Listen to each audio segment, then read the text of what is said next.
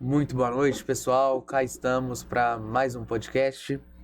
Hoje, para a gente tratar sobre, mais uma vez, assuntos super importantes que estão aí acontecendo no mundo. Vamos tratar sobre perseguição religiosa num país comunista. Vamos tratar sobre Gaza e o silêncio dos militantes frente ao cessar-fogo. E, aliás, o cessar-fogo não está sendo cumprido por parte do grupo terrorista Hamas. Vamos tratar dos povos indígenas e como é utilizada essa temática pelo espectro político à esquerda para se defender algo que, na verdade, na prática eles não defendem. Então a gente tem muito assunto importante para a gente trazer aqui hoje, conversar, debater, junto do Vitor Penido. Boa noite, Vitor. Boa noite, Cauã. Boa noite, Marcos. Mais uma segunda-feira, estamos aí no nosso podcast. E aproveitando aqui essas informações que a gente recebe através das redes, do WhatsApp, e a gente fazendo comentários, que na verdade é o seguinte, a grande parte da população às vezes acaba não acessando isso, Então, através do nosso canal, ele tem a oportunidade de ter conhecimento de coisas que acontecem no país.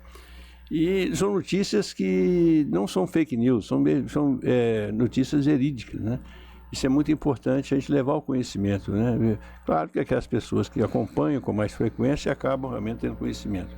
Então esse é um trabalho que nós estamos fazendo, mostrando realmente para que as pessoas não sejam enganadas, não é isso? A gente sabe perfeitamente que nós estamos aí praticamente hoje, há menos de um ano, das eleições para governo do Estado, Assembleia Legislativa, governo federal, Senado, não é isso? E até mesmo da Câmara de Deputados, Então, acho que a população brasileira tinha que estar muito, vamos dizer, muito consciente, prestando muita atenção, fazendo pesquisas, sobre o problema de quem vai realmente nos representar nas próximas eleições, sem dúvida nenhuma, porque eu acho que hoje está colocado aí, gente, o que é o Brasil, Quem nos representa e quem não nos representa, quem representa a si próprio, vamos dizer assim, Então a gente vê hoje mesmo, eu estou vendo aí, tem um grupo, eu acredito que no Brasil hoje mais de 50% ou 60% não está satisfeita com o atual governo, sem dúvida nenhuma. Isso eu tenho certeza absoluta, como aconteceu, vamos dizer, há 3 anos atrás, não é isso? É uma discussão até mesmo de urnas eletrônicas, Infelizmente parece que o negócio não foi resolvido até hoje, vamos continuar com o mesmo processo, das urnas sem poder conferir, pelo menos é o que está até agora. Eu acho que não tem condições de mudar mais, A única esperança que a gente tem nisso aí, que parece que muda-se realmente o presidente do Tribunal Superior Eleitoral, e eu não sei se eu vi isso, se eu li, se eu vi em algum lugar, que parece que o presidente da próximo presidente do Tribunal Superior Eleitoral vai ser o Mendonça.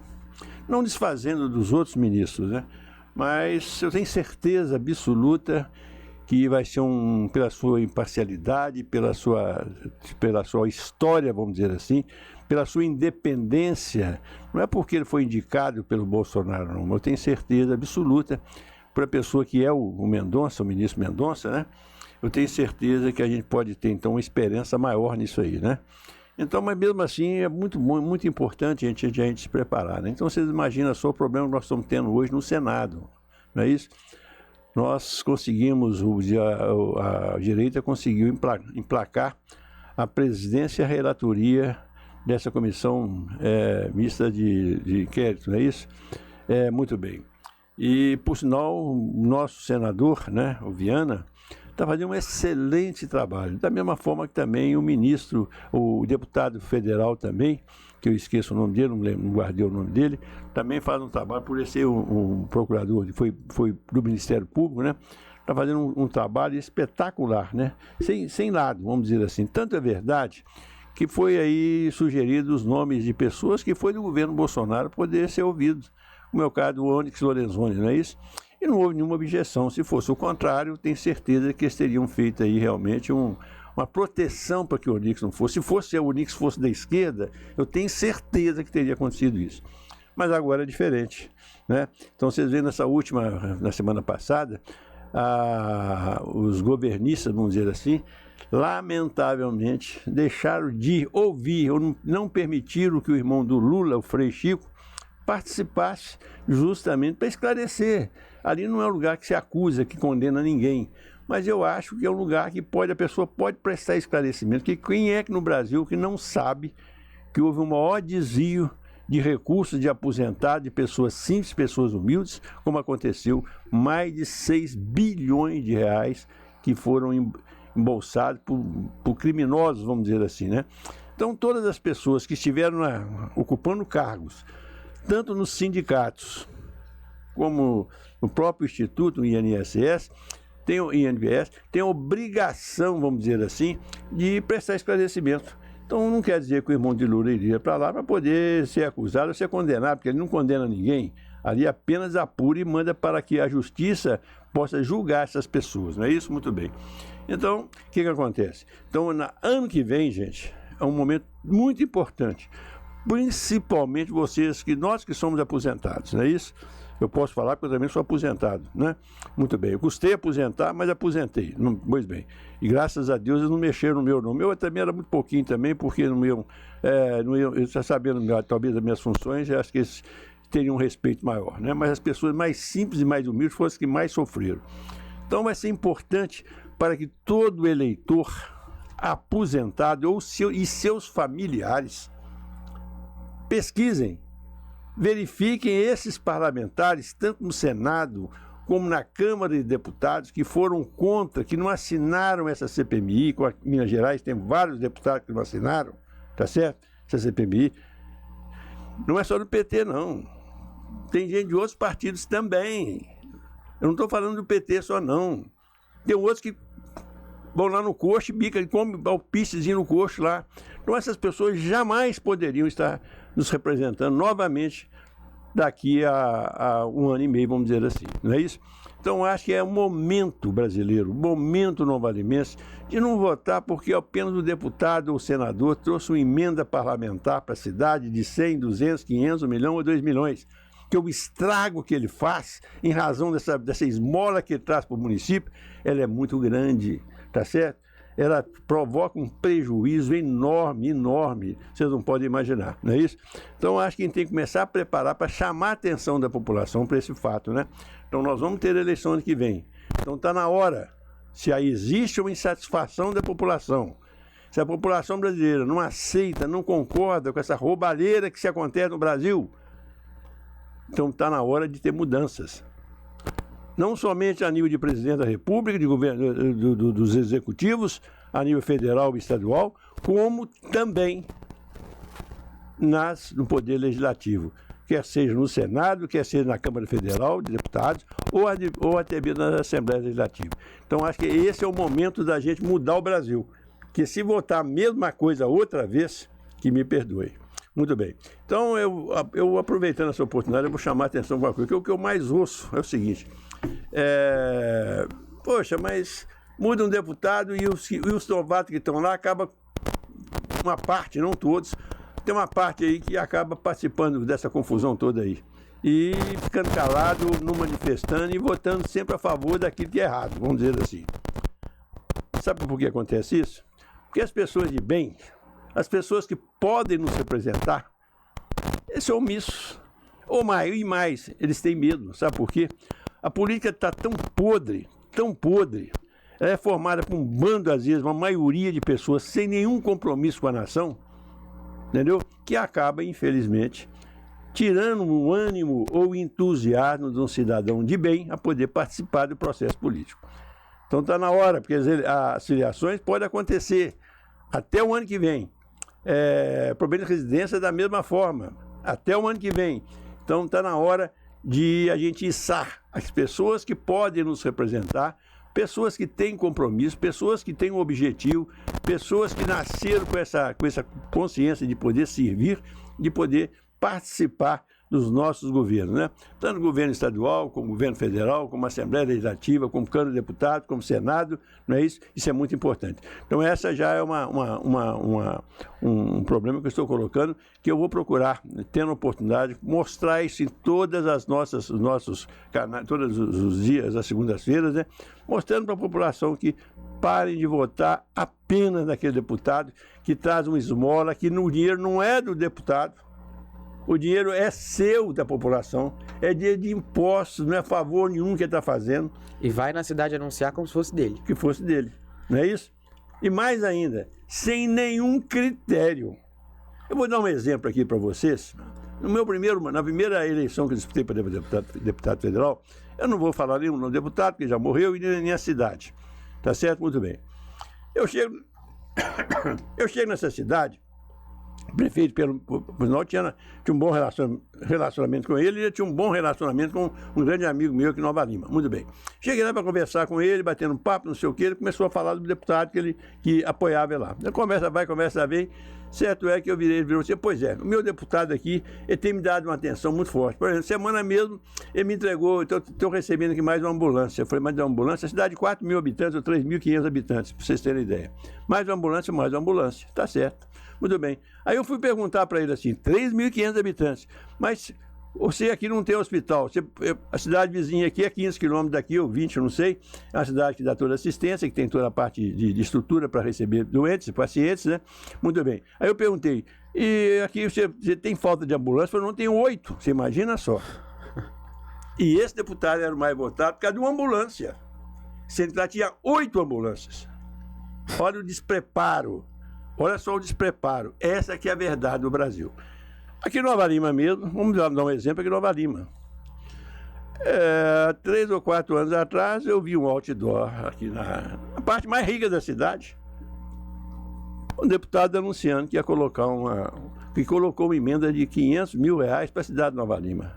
Ô, gente, para com isso, pelo amor de Deus.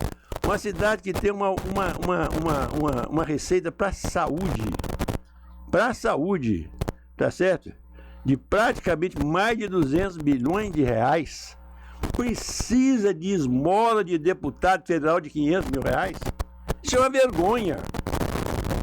Eu sempre falei isso como deputado e falava como prefeito. Eu como deputado eu coloquei emenda para o Hospital Nacional de Lourdes, direto para o Hospital Nacional de Lourdes, sem dúvida nenhuma. Mas para a cidade, jamais eu faria uma besteira dessa, como eu não fiz para cidade nenhuma. Eu fiz para Sabará, que eu pus praticamente mais de 4 milhões para maternidade, que é uma vergonha a maternidade lá na ocasião, não sei hoje, não posso falar, mas não deu uma maternidade, não tinha uma maternidade, não sei se já tem hoje, para vocês terem ideia.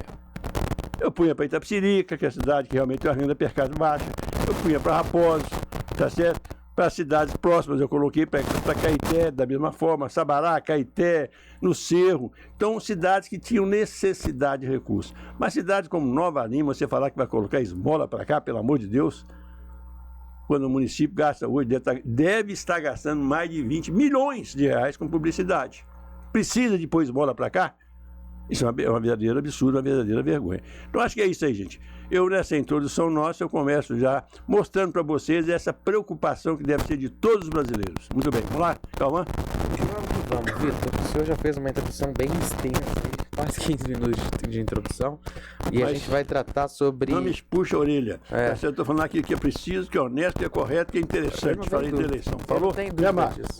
Pois é. Eu tenho dúvida disso. Quem manda aqui, ó. Por isso que ele me chama de coronel. Tá bom? Ó, vamos lá. A gente vai tratar agora, Vitor, de uma questão que a gente passou, que foi muito debatida no ano passado na Nicarágua, e que é uma realidade de grande parte dos países de espectro político comunista e que é comandado por um governo comunista. E não é diferente na China. A China, aliás, é comandada por um partido que é assumidamente comunista, um regime assumidamente comunista. É óbvio, claro e evidente que eles utilizam-se do capitalismo no que diz respeito à questão econômica para crescer, para evoluir. Então, a gente sabe que a China implementa um sistema de livre mercado economicamente falando, mas o regime nas demais políticas públicas é realmente um regime muito duro, um regime comunista. E a gente vai trazer um fato que aconteceu de perseguição religiosa, um vídeo que veio a matéria essa semana, tratando sobre a prisão de mais de 30 pastores na China. Mais de 30 líderes cristãos foram detidos, outros passaram por interrogatórios e muitos estão desaparecidos. Entre os dias 9 e 11 de outubro, cerca de 30 pastores e líderes da Igreja Zion, uma das redes de igrejas secretas da China, foram presos ou desapareceram em várias regiões do país. A Zion foi fundada em 2007 e está presente em mais de 40 cidades. Entre os detidos está o fundador, o pastor Jim Mingri. Ele luta para manter a igreja e já foi preso por divulgar conteúdo religioso sem autorização do Estado. O Partido Comunista, que governa o país desde 1949, é oficialmente ateu e busca impor o controle sobre todas as áreas, inclusive na crença da população. Recentemente, uma onda de repressão à liberdade religiosa tem tomado o país. Em setembro, o governo proibiu transmissões ao vivo de cultos e mensagens em redes sociais. Reuniões são permitidas apenas em aplicativos e sites controlados pela Administração Nacional de Assuntos Religiosos da China. As igrejas não registradas pelo governo central passaram a ser consideradas ilegais e vêm sofrendo crescente pressão. As autoridades intensificam as ações para impor os regulamentos do Partido Comunista Chinês e tornar inviável a prática religiosa. A violência, as prisões e os interrogatórios das últimas semanas já são considerados a maior onda de repressão religiosa na China desde 2018. Em uma rede social, o secretário de Estado americano Marco Rubio disse que os Estados Unidos condenam o Partido Comunista pelas recentes detenções de dezenas de líderes e pede a libertação imediata deles. Para o Partido Comunista Chinês, a justificativa é impedir o que considera o uso da religião para influenciar a sociedade. Na prática, a medida evidencia as restrições à liberdade da população, um reflexo da política estatal que impõe até às religiões a obrigação de seguir os valores socialistas e a linha ideológica do governo. Qual que é o partido, vamos dizer assim, do ditador da China? Partido Comunista. O que o presidente da República do nosso país falou a respeito de religião? Isso não existe, tem que acabar. Ou não falou isso? Está gravado. Será que os nossos pastores, os nossos padres das igrejas nossas, igreja católica, os pastores das igrejas evangélicas, todos os cristãos, vão continuar tomando a bênção ou estendendo tapete para o nosso presidente, que ele é totalmente contra a história nossa do cristianismo? Será que vocês aceitam isso, pastores e padres? Principalmente da igreja minha, que é católica. Será que padres e até mesmo bispos e arcebispos que apoiam esse regime que nós temos no Brasil, que está o exemplo aí da China, de mais de 30 pastores foram presos, sendo que desses aí alguns sumiram? Será que vocês querem que isso aconteça daqui 5 ou 10 ou 15 anos com o Brasil? Por que eu falo isso?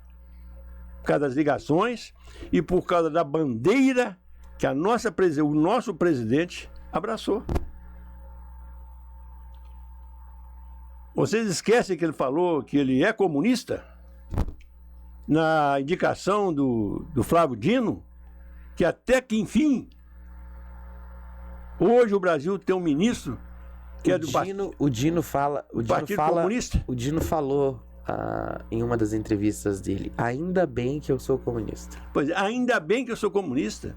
Será que o comunismo do Dino, do Lula, é diferente da China, de Cuba, da Venezuela?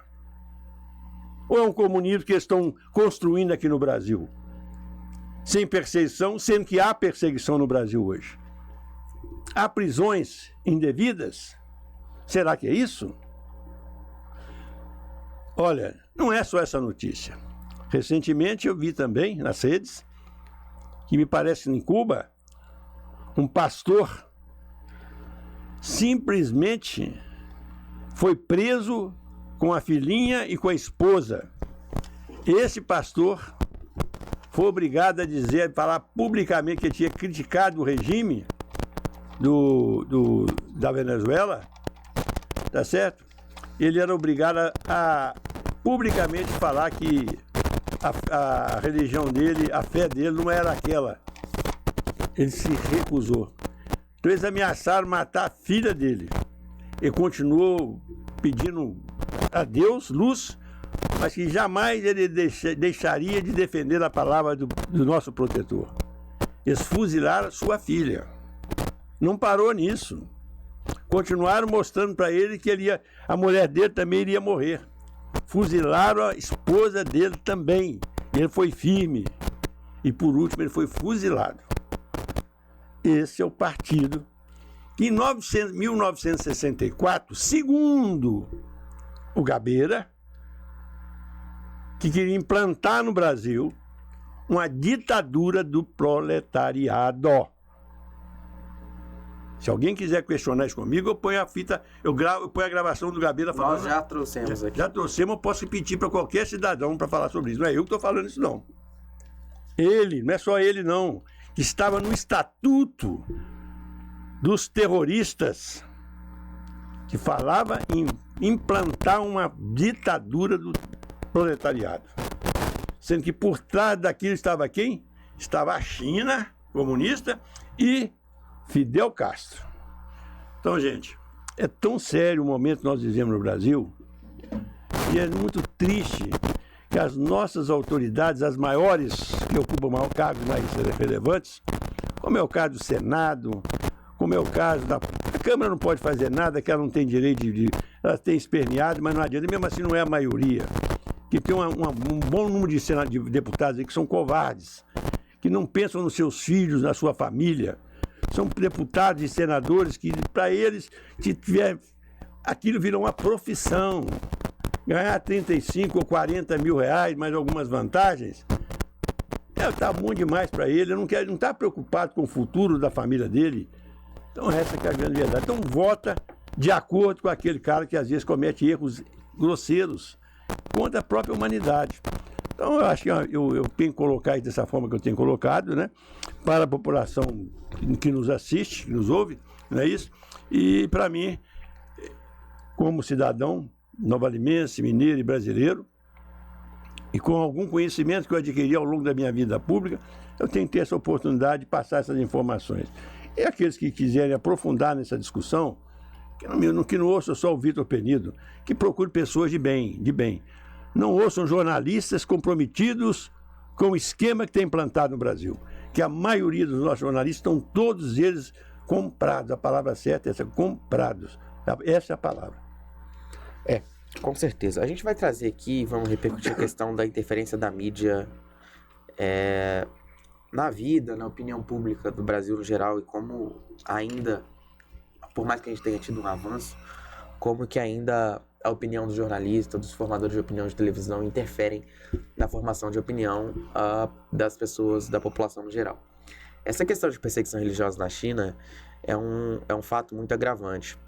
E eu acho que todas as pessoas que são cristãs, independente da religião, evangélica ou católica, deveriam olhar para os rankings de perseguição religiosa a cristãos no mundo e ver que os países comunistas, os países que hoje são defendidos pela militância de esquerda dentro do Brasil e no mundo inteiro, países como o Irã, etc., são os países que mais perseguem cristãos no mundo.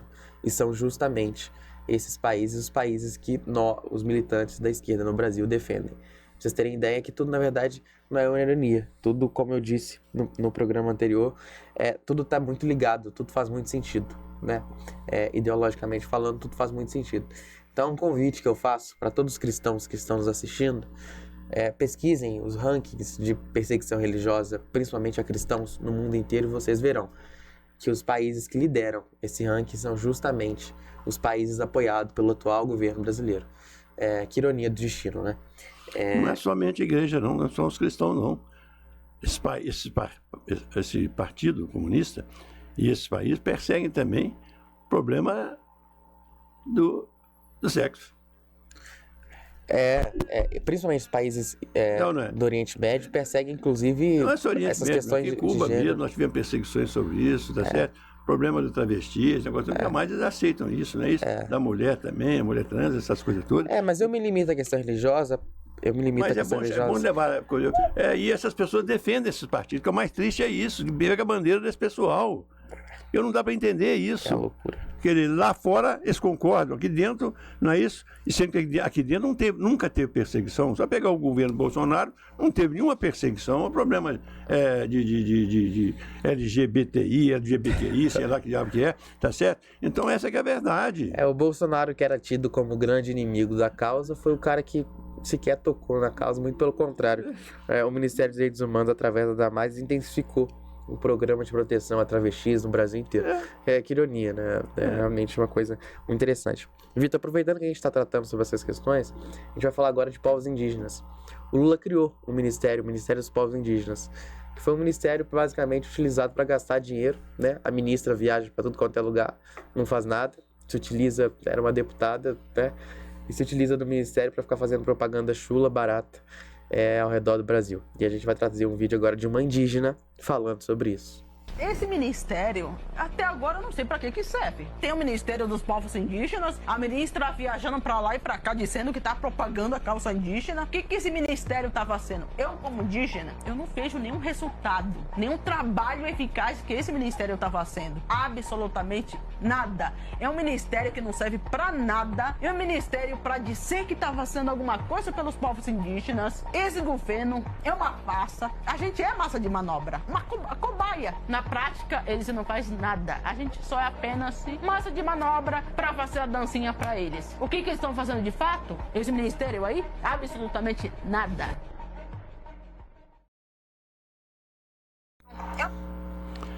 É um governo de enganação, gente. A partir do momento que você coloca realmente pessoas totalmente, vamos dizer assim, completamente despreparadas, pessoas sem nenhum compromisso. Hoje mesmo eu vi nas redes sociais o que faz com esses valores que são direcionados justamente para os indígenas, né? O que eles estão fazendo além das viagens do mundo todo para mostrar o que realmente está acontecendo no Brasil, que na verdade o governo não preocupa, tanto é verdade que quantas crianças que morreram no governo Lula, no primeiro ano de governo Lula, e quantas morreram no governo Bolsonaro. Para vocês terem uma ideia, tá certo? Só para vocês terem uma ideia. A preocupação do governo é tão grande que morreu muito mais criança no governo Lula, no primeiro ano, do que no governo Bolsonaro. E a imprensa não divulgou nada disso. Hoje mesmo eu vi uma reportagem sobre várias e várias caminhonetes Toyota com os índios numa rodovia daquela lá na Transamazônica. São dezenas ou quase centenas de caminhonetes, a quantidade de índio na garupa, o dinheiro serve para poder enganar esses pobres coitados. E sendo que o básico, necessário, a condição para continuar sobrevivendo ali na terra dele, não é dada. É verdadeiro. E essa gente que fala de povos indígenas na rede social, Vitor, não é indígena, não é indígena nada, gente. É indígena que mora em casa de concreto, que mora em condomínio, que tem iPhone, que tem carro. Isso não é indígena, entendeu? Agora você vai bater papo com realmente uma pessoa indígena que tá lá na tribo dela, etc. Você vai ver que ela vai te dizer que esse Ministério dos Povos Indígenas não alcança ela e não representa ela. A verdade é essa, esse Ministério dos Povos Indígenas serve para a ministra que mora em Brasília, com certeza um condomínio, ganha um salário bom. Esse ministério serve para ela. Agora, no caso dos indígenas mesmo, são as pessoas que realmente precisam da causa, que na verdade não estão interessados em políticas públicas, né? A política pública que eles estão interessados é em permitirem que eles atuem da forma que eles sempre atuaram. E a forma que eles sempre atuaram não é invadindo terra de ninguém, nem nada do tipo, como é a bandeira dessa minoria de índio barulhenta, chata, que ocupa as redes sociais e a militância hoje no Brasil. Me parece que nós temos aí um número parecido, eu não tenho bem certeza disso, esse número pode estar informação errada que eu tenho, mas nós temos hoje mais de 300 mil indígenas, né, distribuídos no Brasil, quase tudo, né? Agora, se você for olhar o tamanho do território indígena, era necessário, para ser sincero, tinha que ter pelo menos uns 15 milhões de indígenas para ocupar essas terras. Ocupar, que eu falo assim, distantes, né? Para ter as suas aldeias, as aldeias, essas coisas todas, né? E a gente sabe perfeitamente que os índios foram massacrados. Mas não é só no Brasil que aconteceu isso, nos Estados Unidos aconteceu, nos países todos para desenvolver, teve acontecendo. Porque o próprio índio não aceitava o branco, não é isso? Ele não aceitava o branco e o branco ia avançando. Infelizmente acontecia isso, não é isso? Mas o que é mais triste é você saber que esses índios são enganados. Falta tudo para eles ainda, né? E a imprensa não é capaz de mostrar a realidade desse pessoal, não é isso? Nós temos aí, me parece que tem uma outra indígena também, que por sinal muito bem instruída, né? Não sei se ela saiu do Congresso, ela teve um problema de partido. A Silvana, eu lembro que ela estava para sair. Estava para sair. É uma pena que aquela ali realmente... Ela foi secretária dos povos indígenas do governo Bolsonaro, inclusive. Pois é. Uma mulher fantástica, uma indígena fantástica, não é isso? Mas tem muito índio aí que consciente, né? Eu, quando estava como deputado federal, naquelas invasões que os índios fizeram no Congresso, que eles entraram tudo com lança, com flecha, com tudo... Eu vi uns índios ali que, vou ser sincero, era difícil de eu conseguir acreditar que aquele cara era índio, tá certo? Era pintado, mas a cara do sujeito estava para ser mais malandro de periferia do que... de Guaicurus, na rua Guaicurus, do que de ter percebido alguma terra indígena. Essa que é a grande verdade. Com toda certeza, Vitor. E é por isso que eu tenho dito. Essas pessoas hoje... Que são os militantes indígenas na internet, são pessoas que não representam a causa, definitivamente. É o índio do Paraguai. A gente vai trazer agora, Vitor... Só uma ressalvazinha. Isso é igual para ver no Movimento Sem Terra, né? Se você pegar 30% de quem mexe com esse Movimento Sem Terra, eles não são capazes de saber o que é uma enxada. É capaz de achar que enxada tem que pegar na lâmina e capinar com o cabo. Essa que é a grande verdade. Né? Então, o Brasil é isso. Né? Se você valorizasse, se você entregasse para aquela pessoa que tem história, que está acostumado a trabalhar 8, 10, 12 horas, plantando aí uma mandioca, plantando um feijão, sem máquina, sem nada, eu vou concordar, porque ele pode crescer e desenvolver. Não é ficar plantando uma enxada. No grupo... tem um equipamento para poder facilitar o trabalho deles, não é isso? Mas a maioria é só movimento dessa forma. E gente que vai com carro novo, é uma desmoralização esse país nosso, a verdade é essa. Vitor, aproveitando que a gente está tratando aqui de assuntos gerais, a gente vai continuar no sentido internacional, aí, já que a gente falou da China, tratando sobre a questão de Gaza, né? A gente sabe, nítido notório, que já faz mais de um ano que está acontecendo a guerra entre Israel e o Hamas na faixa de Gaza. Tivemos oscilações ao decorrer desse tempo, oscilações no sentido de guerra e de conflito. Em alguns momentos a situação deu uma amenizada, não cessada, mas deu uma amenizada. E na última semana o Trump anunciou um acordo de cessar-fogo, até junto de outros países do Oriente Médio. O que a gente tem observado é que o Hamas não tem cumprido, né, esse acordo como ele foi feito.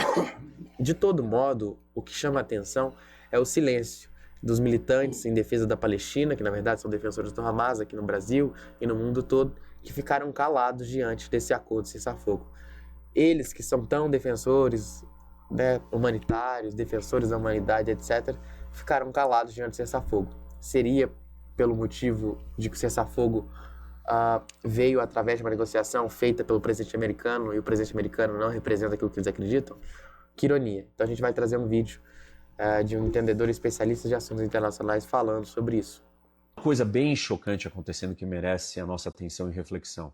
Vocês lembram de todos aqueles ativistas mobilizados, engajados, defendendo a causa palestina, lutando pelos palestinos, falando publicamente em favor dos palestinos, querendo o fim da dor e do sofrimento dos palestinos, dor e sofrimento real, que óbvio que precisava parar e precisava ser resolvida?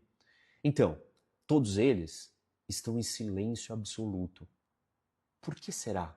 O natural não seria, se você defende um povo e eles estão sofrendo e o sofrimento acaba, você ter uma empatia e comemorar, celebrar, falar disso publicamente? Não é um sinal mínimo de empatia com eles? Aqueles que você supostamente defendia? Não seria isso? Bom, mas não é isso que está acontecendo. Então a gente tem que refletir o que pode estar acontecendo. E tem algumas possíveis explicações, e essas explicações são importantes para a gente entender como a ideologia funciona, como a política funciona e até como a geopolítica funciona. A primeira possível explicação é que essas pessoas seguem uma ideologia cegamente. E a ideologia entrega para elas uma cartilha que diz o seguinte: a causa da vez é essa, fale isso, siga isso, diga assim, se manifeste desse jeito, Palestina livre. E pronto, você não está preocupado com aquelas pessoas. Elas são só um instrumento de plantão da sua causa, da sua ideologia, o que a sua ideologia mandou. Então você não vai reconhecer, até porque virou a página, a ideologia vai encontrar um outro assunto e você larga os palestinos para trás. Uma segunda possível explicação é que aquele que colocou de pé o acordo, que costurou, que fez acontecer, é um líder ou um presidente de um viés ideológico distante do seu. E como você tem uma paixão ideológica, você é incapaz de reconhecer acertos. Existe uma diferença entre você criticar uma liderança por razões reais e criticar por razões ideológicas. A crítica ideológica ela é incapaz de consentir acertos. E é impossível negar que esse foi um grande acerto do Trump. É impossível negar que os palestinos pararam de sofrer. E se você não faz isso e você defendeu os palestinos até agora, na verdade, então, você talvez não estava preocupado com os palestinos. E a terceira e possível explicação, ela é a mais perversa e preocupante de todas. O acordo deixa o Hamas mais fraco. O Hamas perde a sua alavanca contra Israel, que são os reféns. E o acordo prevê que o Hamas entregue o poder. Então, independente dos palestinos pararem de sofrer, quem sai perdendo nesse acordo é o Hamas. E se você não consegue se manifestar feliz com o fim da dor dos palestinos, é porque talvez você esteja defendendo o Hamas. Esse cidadão, eu não peguei bem o nome dele, né? Mas, é o professor Roque. Professor Roque, né? É justamente... Acabou praticamente quando se acaba, quando você acessa, celebra um acordo, como aconteceu com a participação do governo americano, você tira o discurso dessas pessoas que eles torcem para que dê tudo errado para esse ter discurso. Não é isso? Isso acontece no Brasil. Vamos falar da guerra do Israel, não. Não vamos falar isso, não. Vamos falar aqui... Vou dar 2 exemplos aqui no Brasil, né? Olha só. Os professores brasileiros todos tinham um salário muito abaixo daquilo que era necessário. Bolsonaro criou um mínimo de quase R$4.000, me parece, do salário do professor. E até hoje os professores não reconhecem isso. Embora não seja um salário pequeno, deixa de passagem. Não reconhecem isso. E esquecem que o governo Bolsonaro pegou a maior crise do mundo, que foi a pandemia do Covid. Não é isso? Eles não reconhecem isso. E continua a mesma coisa. Vamos falar uma outra coisa. O Bolsa Família era 180, 120, 140. Em razão da Covid, em razão da dificuldade, do desemprego, o Bolsonaro levou para R$600. E o Lula continua surfando no Bolsa Família. Então, vamos sair um pouquinho da guerra e vamos dar o exemplo do Brasil, para vocês terem uma ideia. Eu tenho amigos, eu tenho até parentes, que parece que eles passaram por uma máquina onde faz uma lavagem cerebral que não é possível. Você não consegue mostrar para ele de uma forma correta, não é com história, não é com invenção, não mostrar para ele o que aconteceu. Ele vira e fala assim, mas é a imprensa que está falando isso. Que imprensa? A imprensa é toda ela da esquerda. Ela não fala nada.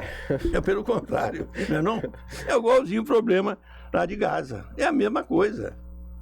Daí vocês esquecem que o Israel, para poder fazer isso, esses terroristas de Gaza, eles mataram de uma forma covarde mais de 1.200 pessoas. Tá certo? Eu pergunto para essas pessoas qual que é a reação deles se Deus livre e guarde, se um bandido entrar na sua casa, matar um filho seu e a sua esposa, se você estiver armado. O que você faz? Você vai esperar a justiça decidir? Só se você for eu falar um palavrão aqui, mas um doente. Eu tenho certeza que sua reação não seria essa. Então, o Hamas, o Israel, ela foi usada, houve aí um avanço de terroristas matando, pondo crianças até em geladeira, em forno, cortando a criança na base da faca, do facão, e teria que ter essa reação. Com certeza teria que ter essa reação, não é isso? Mas é lamentável que nós temos aí no Brasil. Você vê, por exemplo, teve a cara de pau, uma deputada, me parece, do PSOL, mais uma meia dúzia de babacas do Brasil, que pegaram o naviozinho, foi para lá e encheu o saco, não é isso, para poder fazer oba-oba. Você está lembrando aqui, sabe o que é? Quando o Lula dizia que essa guerra da Rússia com a Ucrânia, né? Era só sentar no boteco, pôr uma garrafa de cerveja, bater um papo e resolvia com cerveja. É a mesma coisa. É a mesma coisa, não é isso? Mas é isso aí, gente. O mundo, infelizmente, nós estamos vivendo um dos piores momentos do mundo e o Brasil não está o pior, não. O Brasil está o pior dos piores, não é isso?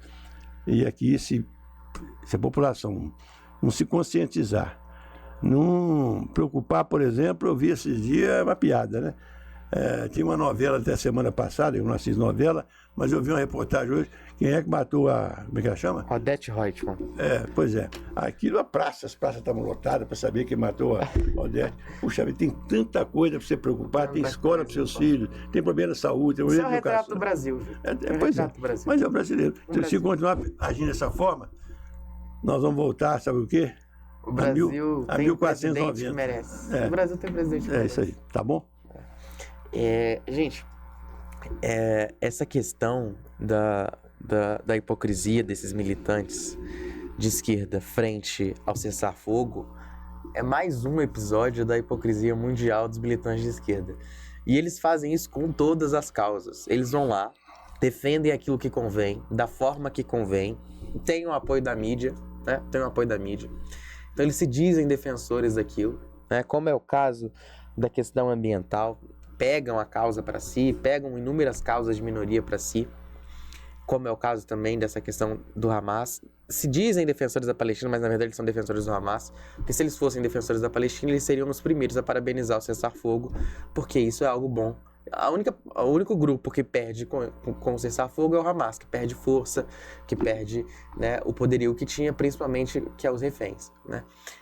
E não é diferente com toda e qualquer outra coisa que a esquerda se apropria. A esquerda se apropria daquilo, se dizem defensores daquilo, mas quando se encontra uma solução para aquilo, e a solução não é encontrada por eles, é encontrada por um espectro político que eles não acreditam, eles imediatamente se calam. E assim acontece com tudo. Vitor, a gente vai tratar agora sobre a interferência da mídia na opinião pública e como isso acontece no Brasil hoje. Max, vou soltar aí pra gente o vídeo. Faço para vocês mesmo a seguinte pergunta. Quem, hoje em dia, dá instrução ao povo sobre o que é certo, o que é errado, o que é permitido, o que é proibido, o que é conveniente, o que é inconveniente, quem são os maus, quem são os bons, quem são os heróis, quem são os vilões, o que é boa educação, o que é falta de educação, o que você deve vestir, o que você deve comer, o que você pode falar, o que você não pode falar. Quem instrui a população sobre isso? São jornalistas. É exclusivamente a mídia. Quer dizer, a mídia desempenha a função que outrora foi desempenhada pela igreja. Ela é a educadora da população e, na verdade, é a única educadora. Por quê? Porque os padrões dela são automaticamente imitados na educação, nas escolas. A mente dos professores é formada também pelos jornalistas. Eu sou uma testemunha popular, auditiva e quase táctil disso, porque eu trabalhei nas duas revistas da Fundação Vitor Chivita, Editora Abril, que forjaram a cabeça do professorado brasileiro. E foi por esta revista e quase que exclusivamente por ela que penetraram nomes como Emília Ferreiro, Freinet, esse pessoal todo desconstrucionista. Esse trabalho levou 20 anos, não foi uma coisa do dia para a noite. Essas revistas eram feitas por um grupo de não mais de 5 jornalistas, dos quais metade ligado ao PT e outra metade simpatizante. Esses são os instrutores do povo brasileiro e tudo o que acontece na sociedade vem primeiro pela mídia, depois passa para as escolas, para a educação universitária primeiro e depois vai baixando até chegar na escola primária. Quando chegar na escola primária, a luta está ganha.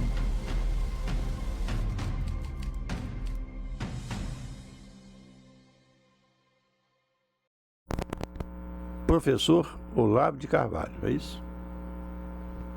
Isso é igual o Enéas.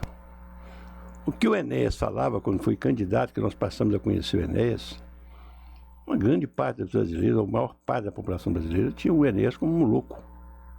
E tudo que ele falava na época dele, hoje, o Enéas tinha razão. Ele chamava a atenção.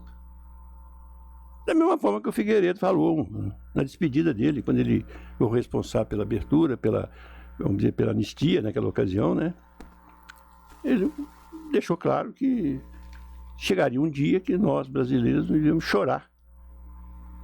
E nós somos hoje as pessoas que coisas choram. O que está acontecendo no nosso país, da forma que acontece hoje. Não é isso? É muito triste isso, né? Sem dúvida nenhuma, né? Então, quando o Olavo coloca aí a respeito do certo, errado, do honesto, do desonesto, do respeito, do desrespeito, não é isso? Um professor ter o seu valor, um pai de família, uma mãe, um político até mesmo ser respeitado como era antes, acabou tudo isso. E quem foi responsável por isso? A nossa mídia. Essa que é a grande verdade. Você pega a Globo, olha as novelas da Globo. A igreja falou tanto, mas nunca tomou uma posição. A igreja católica e a igreja dos evangélicos, você falava sobre o Globo, não assiste não, mas nunca fechou questão a respeito disso. Nunca chamava atenção sobre isso. Tá certo? Você pega quase todas as emissoras de rádio e televisão, eles priorizam divulgar aquilo que dá sangue. É o assalto, é a droga, é o traficante, é o aviãozinho, não é isso? E o Brasil virou isso que nós estamos vivendo aqui hoje. E pior, né? Quando você vê algum projeto para tentar recuperar algum percentual dessa população jovem nossa, como é o caso das escolas cívico-militar, ainda vem uma proibição lá de cima que não pode. Tá certo que o governo não pode fazer isso. Vocês imaginam que ponto, que não é obrigatório não, gente. O pai ou a mãe tem o direito de colocar o seu filho na escola que ele quiser, ou escola particular, ou escola pública, a escola que ele acha que é melhor, que é pior.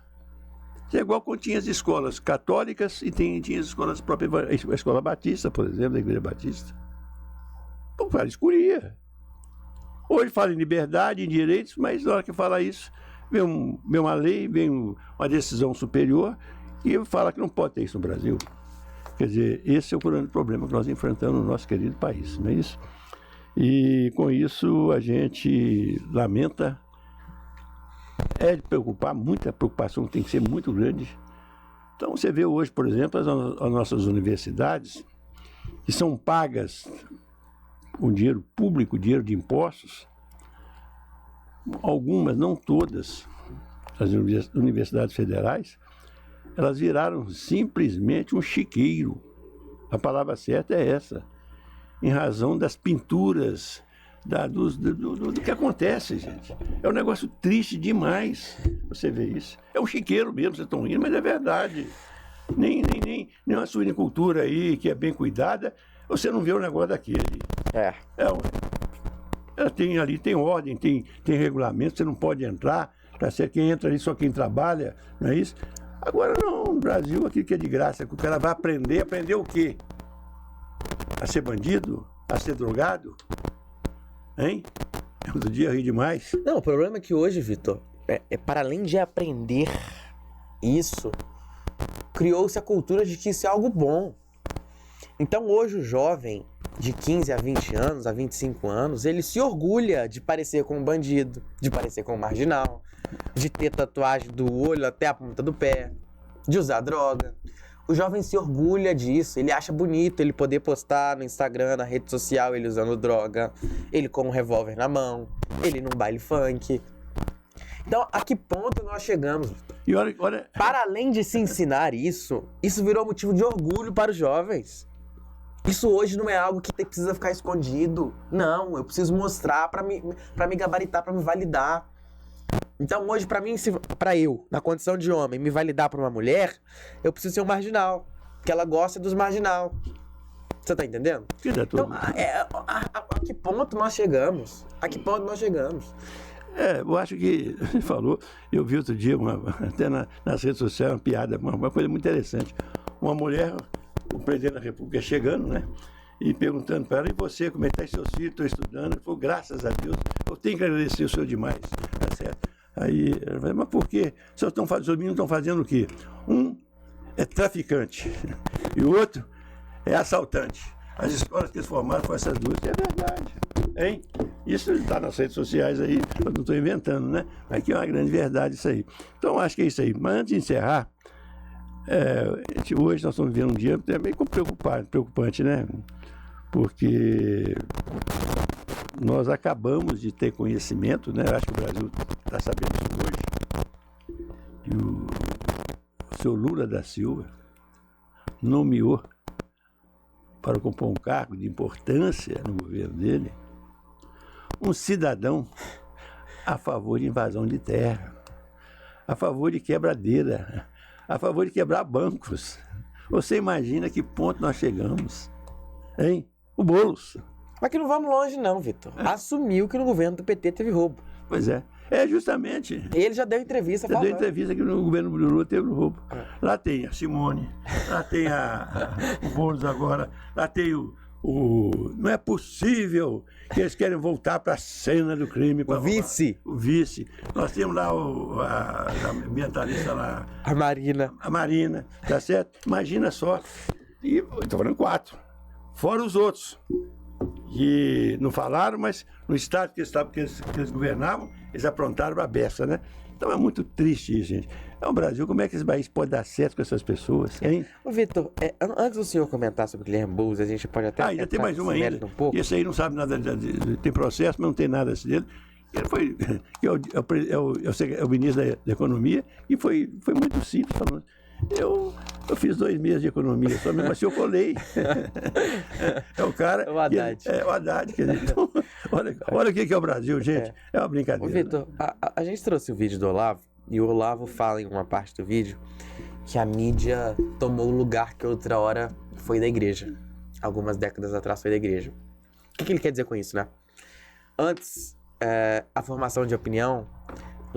na formação de opinião, levava-se em conta valores, princípios, coisas que eram transmitidas através da igreja. Hoje não é assim. Hoje a formação de opinião é baseada no que dizem os especialistas de plantão. Esses especialistas que foram formados por uma imprensa de esquerda, por uma academia de esquerda, por uma universidade de esquerda, que consequentemente hoje são os formadores de opinião de grande parte da população brasileira. Então, a população brasileira substituiu o lugar dos princípios, dos valores, daquilo que vinha sendo ensinado. E eu não estou falando, eu acho que a formação de opinião pública, principalmente no que diz respeito à política, é fundamental e crucial o debate. Eu acho que você ouvir o contrário, você ouvir o que pensa diferente de você, é fundamental. Mas a gente precisa discutir com base em fatos. E o que tem sido feito hoje é que se criam teorias loucas, malucas. A lógica econômica, como eu disse no programa anterior, é uma questão muito simplista. A mídia inverte a lógica econômica, a mídia inverte os valores, inverte os princípios e propaga aquilo, né? Eu acho que o debate político, o debate ideológico é válido, a gente precisa fazer isso, eu pratico isso diariamente. Eu sou uma pessoa de uma opinião política muito ativa e veemente, mas eu sou uma pessoa muito aberta a escutar o outro, a compreender o outro, porque eu acho que é assim que a gente vai formando uma sociedade melhor, com discussão, e isso desde o âmbito municipal, as problemáticas que Nova Lima vive, que eu gosto de discutir, até as problemáticas no âmbito federal, que o Brasil vive, ou questões até geopolíticas.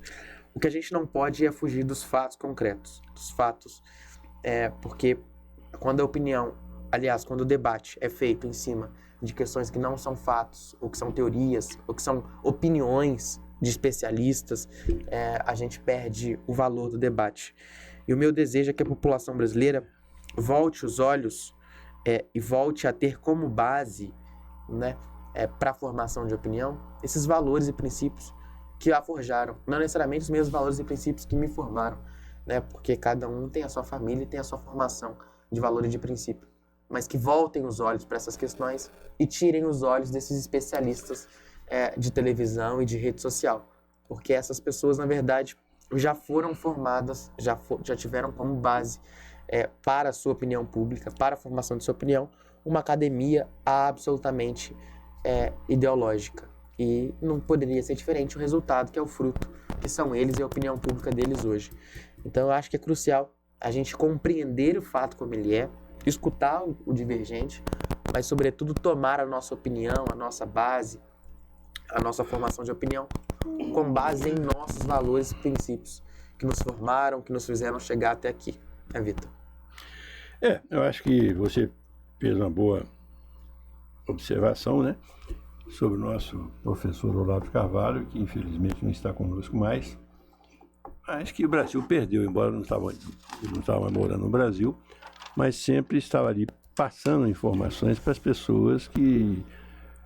Quando eu falo da direita, gente, direita não é nada de absurdo no nosso país. É direita de pessoas de bem, como eu sou. Tá certo?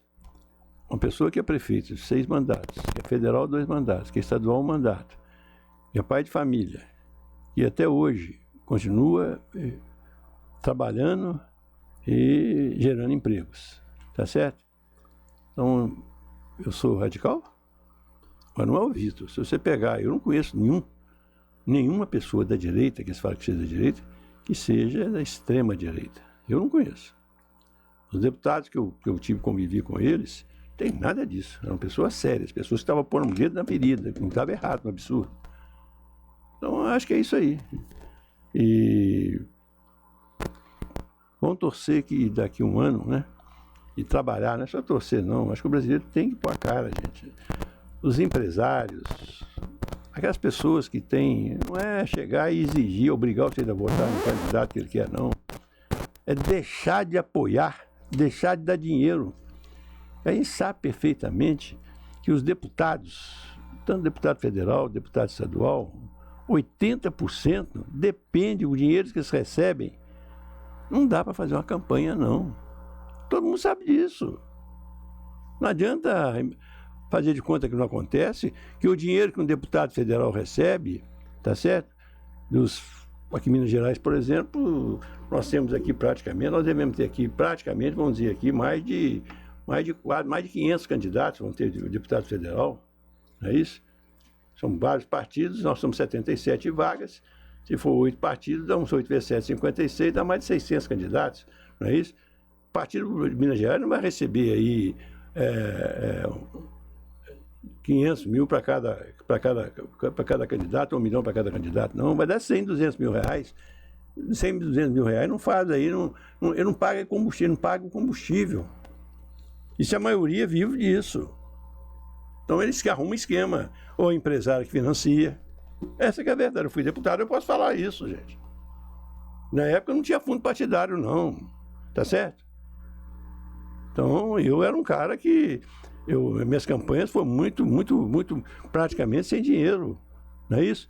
Então não adianta falar essa mentirada que tem aí e o Tribunal Superior Eleitoral, os Tribunais Superiores Eleitorais, fazer de conta que não está enxergando. Ninguém faz campanha para deputado federal hoje, ninguém não, 80%, 90%, não vou falar o cara do Bolsonaro, que o Bolsonaro não gastou nada, mas um Bolsonaro é um caso que é diferente. Mas os próprios deputados federais, eu sei perfeitamente, o PT, eu sei perfeitamente que eles gastam. Eu falo que eu tive a oportunidade de estar, uma ocasião que eu fui deputado federal, tá certo? Eu estava aí na casa de uma pessoa que me deu 10 mil reais, e lá estava um deputado federal em Minas Gerais, que é tido como santo. Ele chegou depois de mim, ficou todo sem graça e foi lá buscar dinheiro. Eu recebi 10, ele recebi 70, 80 ou 100 mil reais. Para financiar a campanha. Hein? Para financiar a campanha. Já tinha passado a campanha para dar o dinheiro para ele. Não posso revelar o nome, eu não vi dando dinheiro, mas aconteceu isso, em Belo Horizonte. Então, vamos parar com essa conversa, vamos parar com esse negócio, vamos parar de negócio de esconder, de me iludir. Aqui em Nova Lima, por exemplo, quando é que você acha que faz uma campanha em Nova Lima para prefeito hoje? Por que eu não disputei essa última eleição? Eu não tinha condições de bancar a campanha. O meu partido não queria me dar dinheiro, não tinha dinheiro para me dar. Uma pergunta, o que foi investido em Nova Lima? Se foi 6, se foi 8, se foi 10, se foi 12 milhões de reais, essa que é a verdade. Não? Para aquele esquema que foi montado, e as próximas eleições, é que eu falo hoje, é quase que impossível uma pessoa de bem aqui em Nova Lima se eleger se não tiver junto com a máquina. Coisa que eu nunca fiz. Tá certo? Eu podia pedir às pessoas que não tinham fundo eleitoral, eu podia pedir ajudas, mas já sem comprometimento. Sem amarrar o rabo com os outros. Essa é a verdade. Entendeu? Mas, hoje, não se iluda não, para ganhar a eleição em Nova Lima, se você não arrumar 8 ou 10 milhões, você não vai para lugar nenhum não, viu? Ele não anda. Por que eu deixei de ser candidato? Eu não tinha dinheiro. Eu não tinha dinheiro para bancar uma campanha. Vitor, mas teve todo um esquema político por trás disso, né? Certo, justamente. E mesmo assim o partido não ia me dar dinheiro, não, porque Nova Lima ficou impossível ser disputar a eleição sem dinheiro aqui.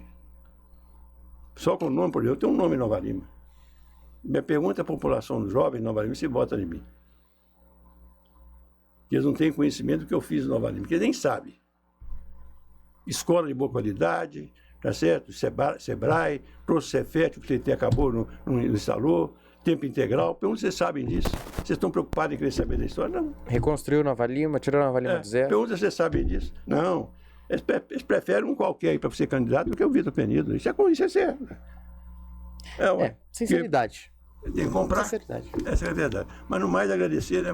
Vamos lá. É isso, Vitor. Fechamos hoje. Obrigado pela companhia de todos vocês. Trouxemos assuntos importantes. Falamos também de Nova Lima, né? Que é a nossa cidade querida, que independente de qualquer questão, a gente tem uma paixão muito grande por essa cidade. O Vitor, inclusive, na minha adolescência, potencializou a minha paixão por Nova Lima. Ele é responsável por isso, ele sabe bem disso. Boa noite para vocês, um abraço. Também um abraço a vocês todos, um beijo no coração de todas as mulheres e um tapinha na testa dos marmanjos, né? Isso é muito importante, né? E que Deus nos dê saúde e vida, né? Eu tive a oportunidade de, domingo passado agora, eu tive a oportunidade de completar, na verdade, não é brincadeira não, 1000 meses de vida, né? Dia 26, eu completei 1000 meses de vida, graças a Deus, né? Com essa coragem, com essa força, com essa quantidade de trabalho, de coisa que eu tenho, e graças a Deus podendo olhar para todos os cantos, olhar para trás, né, das coisas boas que eu e uma equipe e servidores, né, da prefeitura nós conseguimos fazer por Nova Lima. Isso é muito importante. 1000 meses de vida, gente, tá certo? Isso é muito importante. Então completei no dia 26, né? E gostaria de pelo menos mais uns 200 meses de vida, se Deus assim puder me dar essa força, vai ser muito importante. Eu vou ter condições de poder continuar fazendo o que eu estou fazendo, né? E poder ajudar o lar dos idosos, com projetos, com a participação da Câmara Municipal de Nova Lima, não é isso? Me ofereci para dar uma ajuda para o hospital, mas não interessa, não é para ter cargo também, não, porque eu não tenho tempo para isso não, né? Da mesma forma, né? Mas parece que eles não interessam por isso, né? E tem me oferecido, né? Aí em outra cidade também poder ajudar, né? Sem ganhar nada, não é para poder ter salário, não. Isso é muito importante. É isso. Então, um grande abraço mais uma vez e uma boa noite.